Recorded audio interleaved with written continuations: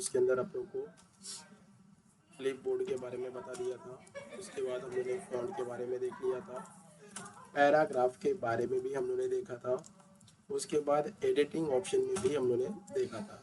एक ऑप्शन मैंने आप लोगों को जो नहीं बताया था वो है स्टाइल्स करके, जो बहुत इंपॉर्टेंट चीज़ होता है, बहुत ही इंपॉर्टेंट रूल है यहाँ पे इसका।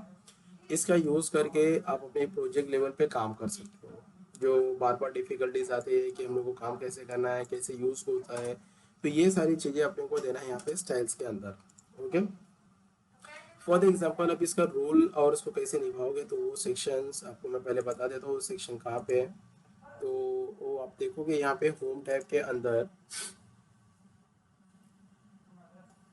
ये रहा आपका होम टैब जहाँ पे हम लोग देखने वाले हैं। ये आपका होम टैब हो गया, और उस होम टैब के अंदर हम जो पढ़ने वाले हैं आज, क्लिपबोर्ड पे हम लोगों ने देख लिया है, फॉन्ट हम लोगों ने पढ़ लिया है, पैराग्राफ भी हम लोगों ने देख लिया है, और लास्ट हम लोगों ने एडिटिंग देखा था।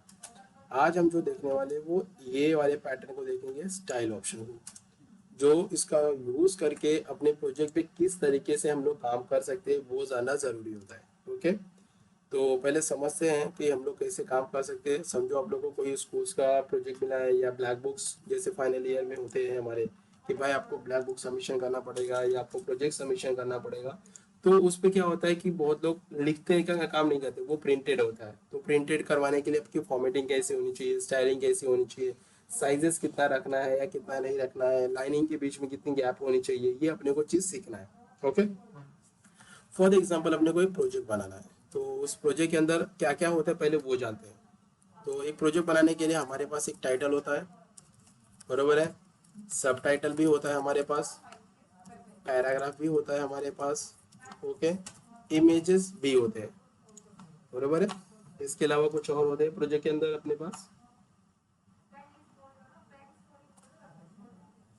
प्रोजेक्ट बनाने के अलावा, इस बनाते समय इसके अलावा कुछ और भी होते हैं।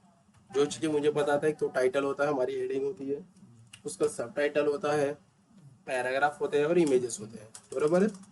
तो ध्यान रखना है, इसका टाइटल जो हमेशा रखोगे, हेडिंग जो होता है वो 16px रखना है जब प्रोजेक्ट आप बना रहे हो। उसके बाद जो सब टाइटल होती है वो हमेशा हमारा होता है 14px होता है, सब टाइटल होता है। पैराग्राफ को हमेशा 11 या 12 आप पिक्सल रख सकते हो। अभी भी ध्यान रखना, पैराग्राफ की जो साइज होती है वो 11 या तो 12 आप रख सकते हो। Image is depend on the कि आपको पूरे स्क्रीन पे दिखाना है या पर्टिकुलर न्यूज़पेपर की तरह दिखाना है। इस डिपेंड हो कि आपको कैसे फॉर्मेट में इमेज को दिखाना, उसके हिसाब से आपका पैराग्राफ सेटअप होता है। ओके, तो ये हो गया आपका डायरेक्टली इंफॉर्मेशन। हमारे जो फॉर्मेटिंग करते समय क्या होना चाहिए वो बताता हूँ। पैराग्राफ के लिए ध्यान रखना है, पैराग्राफ जब भी टाइप करते हो या लिखा हुआ है वो हमेशा जस्टिफिकेशन होना चाहिए। जस्टिफिकेशन मतलब जस्टिफाई होना चाहिए, left alignment again right alignment बरोबर होना चाहिए। पैराग्राफ इवन हेडिंग जब भी लेते हो, दो लाइन के बीच में अगर आती है तो उनके बीच में लाइन जो स्पेसिंग होनी चाहिए वो बाय डिफॉल्ट होता है 1.15 होना चाहिए। ये ध्यान रखना है, ये आपकी फॉर्मेटिंग होता है लाइन फॉर्मेटिंग के लिए। और पेपर जो होता है मेरा वो A4 होना चाहिए। ये कुछ इन्फॉर्मेशन है, हमारे A4 होना चाहिए जब भी प्रोजेक्ट आप बना रहे हो, क्योंकि जो हमारी प्रिंटिंग होती है वो A4 के पेपर के ऊपर होती है। ओके, अब इस चीज़ को सेट करेंगे कैसे, बरोबर, इस चीज़ को सेट करेंगे कैसे, तो उसके सेट करने के लिए मैं आपको नए पेज पे लेके चलता हूँ। अब लेने के बाद यहाँ पे स्टाइल में देखोगे तो कुछ बाय डिफॉल्ट आते हैं।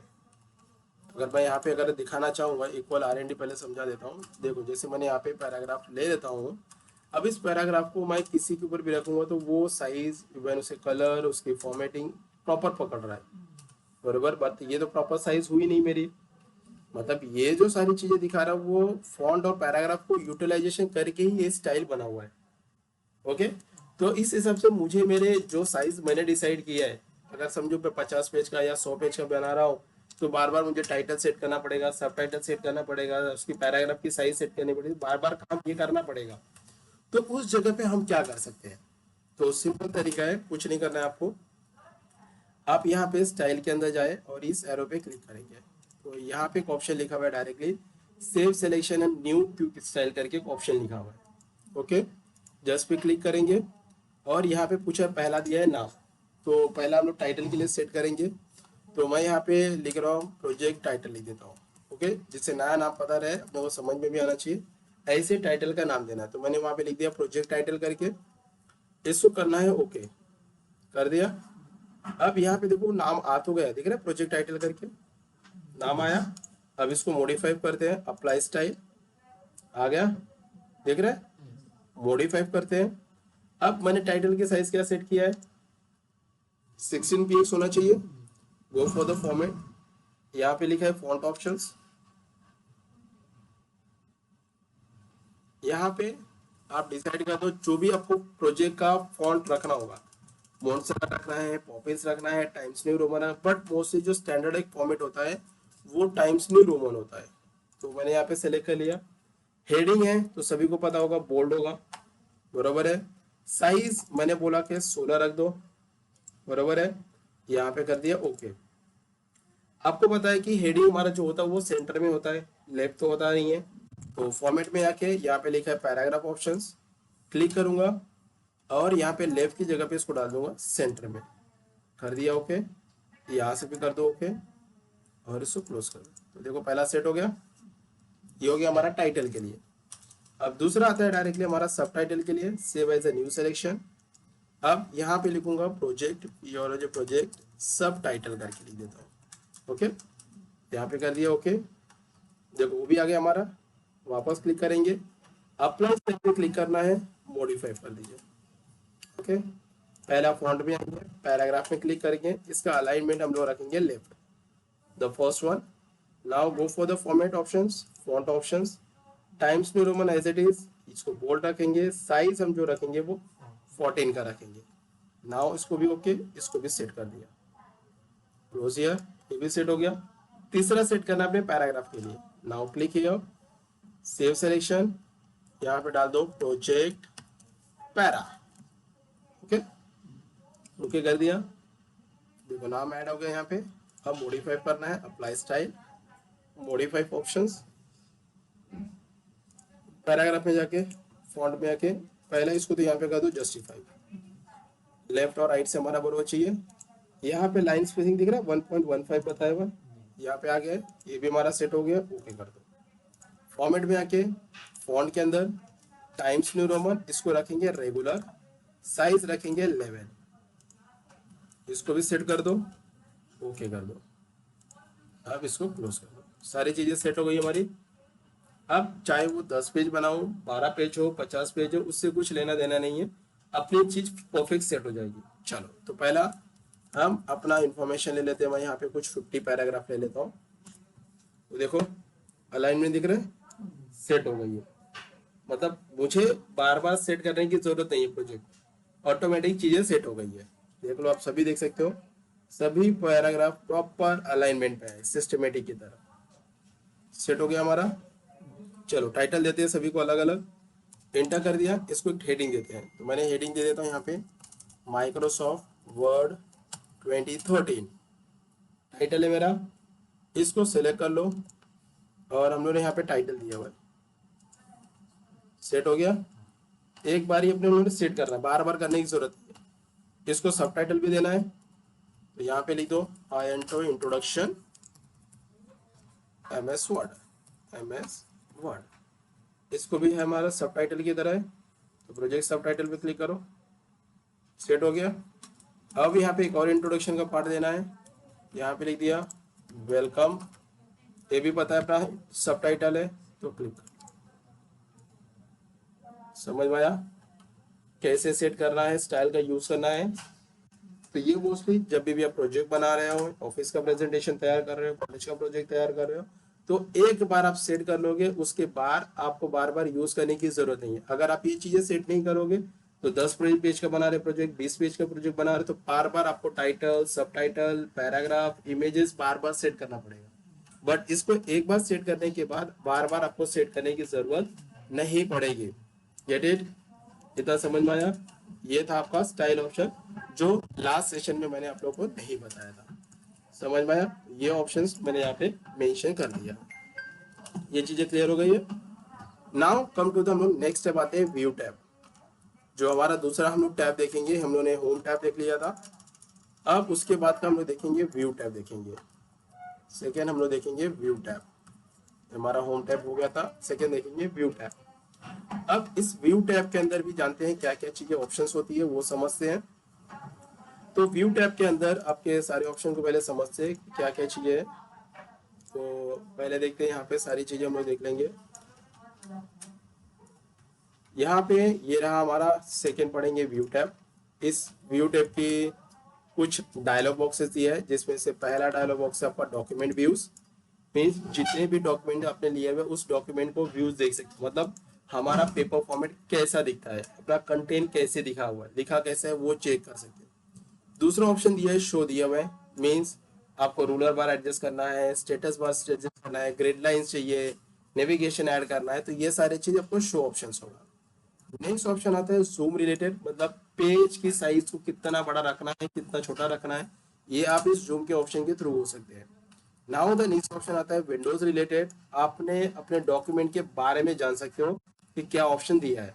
एंड द लास्ट ऑप्शन जो दिया है वो मैक्रोस का मतलब होता है record your function, record your the formatting.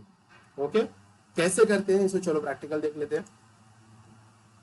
तो उसके लिए वापस मैं मेरा पुराने वाले कहाँ पे आ जाता हूँ। यहाँ पे कंट्रोल है, इसको डिलीट कर देता हूँ। तो इसको प्रैक्टिस करने के लिए व्यू टैब को यहाँ पे equal R&D bracket open close, and यहाँ पे मैं कुछ पैराग्राफ ज्यादा लेता हूँ क्योंकि इसका व्यू पूरा चेक करना है। एंटर करते हैं। अभी मेरे पास जो टोटल इन्फॉर्मेशन मेरे पास आया है कितने पेज का है वो देख लेते हैं। यहाँ पे हमारे पास, तो ये रहा मेरे पास टोटल, हमारे पास जो पेजेस दिखा रहा है यहाँ पे देखो 1 of 6 दिखा रहा है।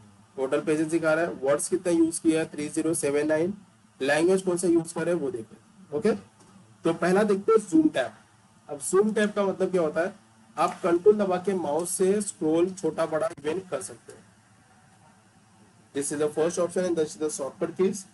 आप किसी भी पेज की साइज को छोटा इवेंट बड़ा कर सकते हैं। यही काम अगर आप व्यू टैब के अंदर यहाँ पे लिखा है जूम टैब करके, तो यहाँ पे जूम पे क्लिक किया तो यहाँ पे आपको अलग अलग साइजेस आपको रिप्रेजेंट करेगा कि किस साइज में आपको पेज को रखना है। तो मैंने बोला भाई 200, ओके कर दो, ये 200 के फॉर्मेट में आएगा। अगर आपने डिसाइड किया 100 पेज, यहाँ पे 100% के फॉर्मेट में आएगा। अगर आप क्लिक करते हो 75 तो यहाँ पे 75 के फॉर्मेट में भी आ जाएगा। ओके, तो यहाँ पे देखो, यहाँ पे लिखा है 1 पेज 2 पेज और पेज विड्थ, यही चीज आपको यहाँ पे पेज विड्थ दिखा है। पेज विड्थ की जो साइज होती है 179 होता है। बाय डिफॉल्ट हमारा जो पेज साइज होता है वो 100% होता है, तो ये थोड़ा सा इंक्रीज हो जाता है। मेनू पेज का मतलब होता है सारे पेज को एक साथ आप देख सकते हो कि आपके पास टोटल पेजेस कितने हैं, वो यहाँ पे आपको एक साथ व्यू करेगा। बाय डिफॉल्ट हमारा 100%। 1 पेज बोलोगे तो ये आपके 1 पेज में स्क्रोलिंग करेगा। 2 पेज पे क्लिक करते हो तो ये 2 पेज के साथ एक साथ स्क्रॉल करने का काम करेगा। ओके, पेज विड्थ 100 से 79% थोड़ा इंक्रीज हो जाएगा, थोड़ा सा ये पेज बड़ा हो जाता है। ओके, नॉर्मल फॉर्मेट में लाने के लिए आप 100% पे क्लिक करोगे तो ये आपके नॉर्मल डॉक्यूमेंट पे आ जाएगा। Clear zoom options. Now come to the window option. अब ये विंडो ऑप्शंस आपकी विंडोज के बारे में बता, मतलब जो एप्लीकेशन आपने ओपन किया है उस एप्लीकेशन के बारे में व्यू देगा।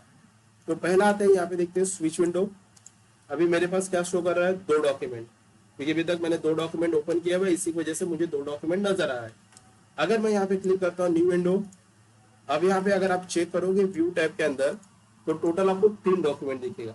मतलब मैंने जो प्रीवियस मेरा डॉक्यूमेंट था उसी का same to same duplicate copy चाहिए तो आपको सीधा करना है न्यू पे क्लिक करना है। न्यू विंडो पे क्लिक करोगे तो सेम के सेम डॉक्यूमेंट आपको मिल जाएगा। देखो मैंने क्लिक किया, आप चेक करोगे व्यू टैब को तो यहाँ पे देखो 4 डॉक्यूमेंट नजर आएगा।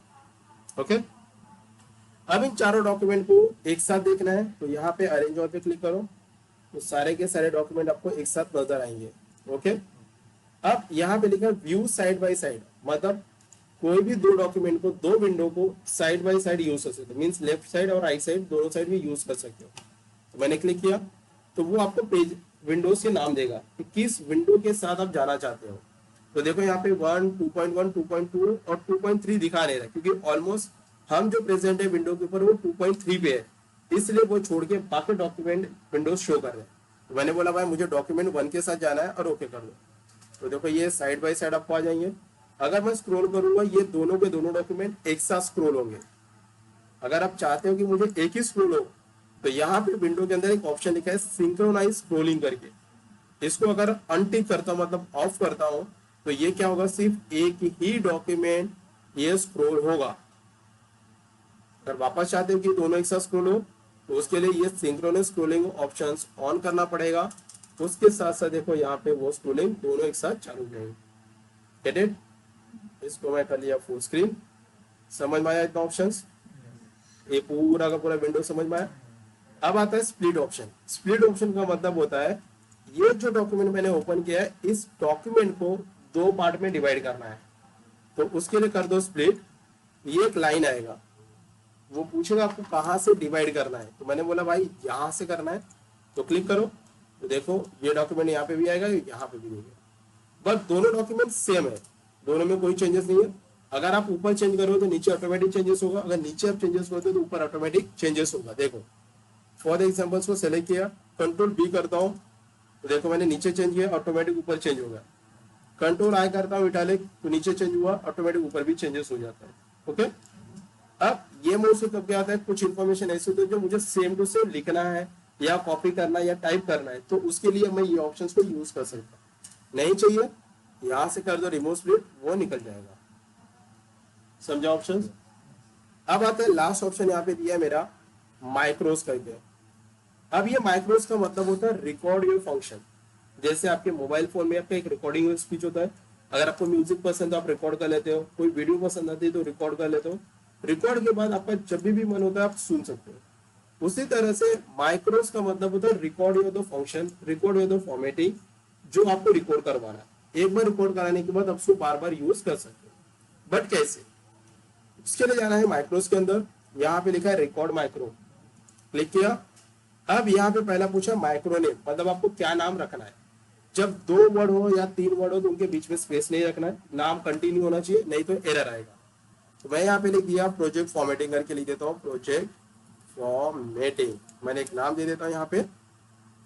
अब इसको यहाँ पे कर दो। अब यहाँ पे ध्यान रखना है एक ऑप्शन मिल जाएगा ऑल डॉक्यूमेंट और डॉक्यूमेंट 2, मतलब जो मैं रिकॉर्डिंग कर रहा हूँ वो सिर्फ ये डॉक्यूमेंट 2 तक ही लिमिट होना चाहिए या सारे डॉक्यूमेंट के अंदर दिखना चाहिए। अगर ऑल करता हूं तो ये सारे जितने भी डॉक्यूमेंट मैं ओपन करूंगा उसके अंदर ये सब में दिखेगा। अगर डॉक्यूमेंट 2 को सेलेक्ट करूँ तो सिर्फ वो डॉक्यूमेंट 2 के ही लिए वर्क होगा, बाकी किसी के लिए नहीं होगा। तो मैं यहाँ पे करता हूँ ओके ऑप्शंस। जैसे ओके करूंगा तो यहाँ पे देखो एक सिंबल आता है रिकॉर्डिंग के लिए, एक कैसेट की तरह, जो पुराना हमारे कैसेट का आइकॉन होता था वैसे ऑप्शन में दिखेगा। अब मैं जाता हूँ होम के अंदर, मैं यहाँ पे फॉन्ट डिसाइड करता हूँ पॉपिंस करके, साइज में डिसाइड कर लिया यहाँ पे डायरेक्टली 20 करके रख लेता हूँ। कलर मैं यहाँ पे ब्लैक रख लेता हूँ। ओके, यहाँ पे थोड़ा बोल्ड कर लेता हूँ। ये चीजें मैंने इसके अंदर रिकॉर्ड कर ली है। ओके, व्यू में जाता हूँ, माइक्रोस में जाके स्टॉप कर दूंगा। मैंने रिकॉर्ड कर दिया, उसको चेक करना है तो मैंने बोला भाई ये जो सेकेंड पैराग्राफ लिखा है ना उसके ऊपर वो फॉर्मेटिंग अप्लाई करना है जो मैंने रिकॉर्ड किया है। Go for the macros, view macro, तो नाम क्या था हमारा प्रोजेक्ट फॉर्मेटिंग, सेलेक्ट किया नाम को और रन कर दो। अब आपने डिसाइड नहीं मुझे इधर भी देना है पैराग्राफ, तो वापस को सेलेक्ट किया, माइक्रोस में व्यू माइक्रो, सेलेक्ट किया the name options and run. तो एक बार आपने रिकॉर्ड किया तो उसको बार बार आप अप्लाई कर सकते हो। क्लियर माइक्रोस? अब आता है शो ऑप्शंस। अब यहाँ पे देखो रूलर दिया हुआ है। अब ये रूलर आपको वर्टिकल में भी डिस्प्ले कर रहा है ना, हॉरिजॉन्टल में भी कर रहा है। देखो ये हॉरिजॉन्टल में है, ये वर्टिकल। देखो अब यहाँ पे गैप आ रहा है आपको, तो ऊपर का गैप आप कम ज्यादा कर सकते हो यहाँ से। ओके, देख रहे हो ऊपर का स्पेसिंग आ रहा है। अब यही अगर ऑप्शन मैं ऑफ कर देता हूँ, यहाँ से हाइड कर दो, तो मुझे रूलर दिखेगा नहीं, तो ऊपर की जो गैपिंग आएगी तो मैं कम ज्यादा तो कर ही नहीं सकती, तो उसके लिए अपने रूलर की रिक्वायरमेंट हो जाती है। तो यहाँ से आपको कम करना है, इवन ज्यादा करना है, आप यहाँ से उसको कर सकते हो। ओके, अब आता है ग्रेडनेस ऑप्शंस। ग्रेडनेस पे क्लिक करूंगा तो यहाँ पे देखो छोटे छोटे ग्रेड लाइंस आ जाएंगे। ये ग्रेड लाइंस कब यूज करेंगे, जब हम अपना इंसर्ट टैब यूज करेंगे तब वहां पे हम यूज करेंगे ग्रेड का, जहाँ पे क्लिप आर्ट शेप्स हो गए ये सारे वहां पे यूज करें। तो मैं इसको आपको वहां पे प्रैक्टिकल बताऊंगा। नेविगेशन माने टोटल नंबर ऑफ पेज कितने ओपन किया है वो आपको चेक करना है। तो यहाँ पे क्लिक करेंगे, यहाँ पे बीच में क्लिक करो पेज के ऑप्शंस, तो देखो यहाँ पे आपको total number of pages display करेगा। जिस पेज के ऊपर आपको जंप करना है आप यहाँ से उसको डायरेक्टली जंप कर सकते हो किसी भी पेज में विदाउट एनी स्क्रोलिंग। ऑफ करना है तो यहाँ पे क्लिक करो, ये पेज ऑफ हो जाएगा। समझा ऑप्शंस। अब आते हैं डॉक्यूमेंट व्यूज। पहला तो बाय डिफॉल्ट आपको दिखा रहा है प्रिंट लेआउट, मतलब नॉर्मल लेआउट में दिखा है। जो डॉक्यूमेंट मैंने बनाया हुआ है वो डॉक्यूमेंट बाय डिफॉल्ट आपको प्रिंट लेआउट में ही आएगा। अब आपने डिसाइड किया मुझे पूरा का पूरा स्क्रीन में नजर देखना है, ओके, तो यहाँ पे फुल स्क्रीन एडिट पे क्लिक करोगे तो ये देखो पूरा का पूरा स्क्रीन पे आ जाएगा विदाउट एनी मेनू बार, टाइटल बार, सब टाइटल, ये कुछ भी नजर नहीं आएगा। वापस नॉर्मल फॉर्मेट में आना है तो यहाँ से स्किप कर दो तो ऑटोमेटिक ये नॉर्मल फॉर्मेट में आ जाएगा। लेकिन आप डिसाइड करते हो मुझे ये प्रिंट लेआउट में भी नहीं चाहिए, मुझे वेब लेआउट में चाहिए। वेब लेआउट का मतलब वेबसाइट का जैसा फॉर्मेट स्ट्रक्चर दिखता है उस फॉर्मेट में चाहिए, तो आप यहाँ पे क्लिक करो तो देखो ये पूरे के पूरे स्क्रीन में आ जाएगा। वापस इसको नॉर्मल करना है तो प्रिंट लेआउट पे क्लिक करें तो ये नॉर्मल हो जाएगा। अब किसी भी पैराग्राफ के बारे में कुछ इंफॉर्मेशन लिखना है, शॉर्ट डिस्क्रिप्शन लिखना है या आपको बताना है कि पैराग्राफ प्रॉपर नहीं है, इसको हम मॉडिफाई कर सकते हैं, तो आप कंट्रोल ए से सिलेक्ट करें, यहाँ पे लिखा है आउटलाइन करेंगे तो यहाँ पे देखो उसकी बुलेटिंग्स आ जाएंगी, सब जगह पे उसकी बुलेटिंग्स आ जाएंगी ईच एंड एवरी पैराग्राफ को। तो यहाँ पे आउटलाइन को फिनिश करने के बाद गो फॉर द व्यू टैब, अब यहाँ पे लिखा ड्राफ्ट, तो जैसे क्लिक करोगे तो देखो पूरा का पूरा यहाँ पे विदाउट एनी बुलेटिंग्स ऑप्शन आएंगे। तो जहां पे भी कुछ आपको ऐड करना है, फॉर एग्जांपल यहाँ पे ऐड करना है, एंटर करो, उसके नीचे जो भी इंफॉर्मेशन आपको ऐड करना है आप ऐड कर सकते हो। नॉर्मल लाने के लिए कंट्रोल ए करें और यहाँ पे प्रिंट लेआउट पे क्लिक कर दे। Get it? समझो ऑप्शंस।